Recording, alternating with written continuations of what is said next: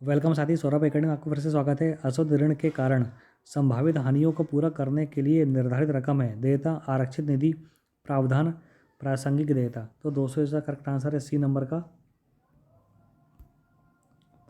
प्रावधान। अगला क्वेश्चन अपने पास, निम्नलिखित में से कौन सी एक चालू देयता नहीं है? स्वीकृतियाँ, वर्तमान वर्ष में देय ऋण किस्त, अस्थायी बैंक ओवरड्राफ्ट, अधिमान लाभांश का बकाया। तो दोस्तों इसका करेक्ट आंसर है डी नंबर का अधिमान लाभांश का बकाया। अगला क्वेश्चन है, निम्नलिखित कथनों पर विचार कीजिए। मोचनीय अधिमान शेयर को मोचित कर सकते हैं। शेयरों के नए निर्गमन की विक्रय रकम द्वारा, ऋण पत्रों के नए निर्गमन की विक्रय रकम द्वारा, लाभांशों के लिए उपलब्ध लाभ द्वारा, कंपनी की संपत्ति की विक्रय रकम द्वारा। इन कथनों में से एक और तीन सही हैं, केवल एक सही है, 2, 3, 4 सही हैं, 1, 2, 3 और 4 सही हैं। तो दोस्तों इसका करेक्ट आंसर ए नंबर का 1 और 3 सही हैं। पहला और तीसरा सही है। शेयरों के नए निर्गमन की विक्रय रकम द्वारा, और थर्ड है लाभांशों के लिए उपलब्ध लाभ द्वारा। अगला क्वेश्चन अपने पास है, ऋणपत्र मोचन निधि लेखा का शेष, सामान्य आरक्षित निधि, परिसंपत्ति के प्रतिस्थापन के लिए निक्षेप निधि लेखा, परिसंपत्ति लेखा, फर्म की संपत्ति पर तुलन पत्र में संदिग्ध ऋणों के लिए किए गए प्रावधान, वसूली लेखा। देन लास्ट है व्यवसाय प्रचालन के वित्तीय परिणाम, तो कोष प्रवाह विवरण। जब कभी ऋणपत्र रद्द किए जाते हैं, रद्द होने पर लाभ अंतरित हो जाता है। लाभ और हानि लेखा में, निक्षेप निधि लेखा में, पूंजी विमोचन आरक्षित निधि लेखा में, पूंजी आरक्षित निधि लेखा में।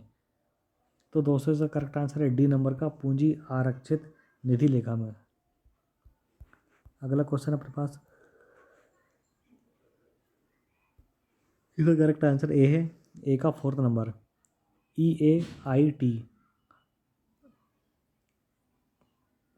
Upon equity. तो ये समग्र निष्पादन, इसका करेक्ट इक्विटी शेयरों की अपर्याप्त संख्या।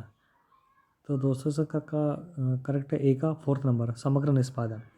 बी का है 3rd नंबर का ऋण प्लस इक्विटी पूंजीगत ढांचे।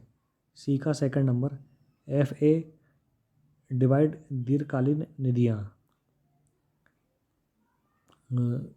शोध क्षमता। और डी का है 1st नंबर CA/CL तरलता। अगला क्वेश्चन अपने पास है, यदि स्टॉक आवर्त अनुपात 4 गुना और उगाही अवधि 30 दिन है तो परिचालन चक्र होगा 30 दिन, 60 दिन, 90 दिन, 120 दिन। तो 200 से करेक्ट आंसर है डी नंबर का 120 दिन। परिचालन चक्र इज इक्वल टू स्टॉक आवर्त अनुपात इंटू वसूली अवधि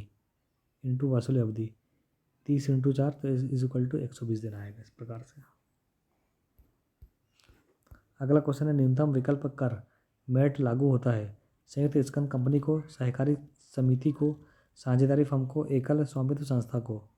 तो दोस्तों इसका करेक्ट आंसर है ए नंबर का संयुक्त स्कंद कंपनी को। MAT is minimum alternative tax.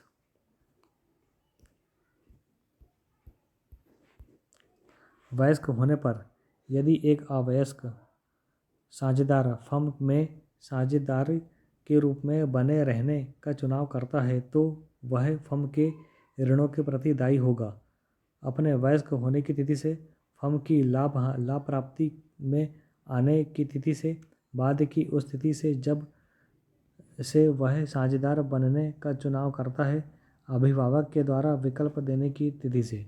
तो दोस्तों इसका करेक्ट आंसर है बी नंबर का है, फर्म की लाभ प्राप्ति में आने वाली तिथि से। अगला क्वेश्चन अपने पास, संयुक्त हिंदू परिवार में कर्ता का दायित्व है संयुक्त परिवार में उसके हित की सीमा तक असीमित, परिवार की संपूर्ण संपत्ति सीमा तक, सभी सदस्यों के व्यक्तिगत संपत्तियों की सीमा तक। तो दोस्तों इसका करेक्ट आंसर है बी नंबर का असीमित। अगला क्वेश्चन है, कंपनी के निबंधन के कारण निम्नलिखित में से कौन सा एक लाभ नहीं है।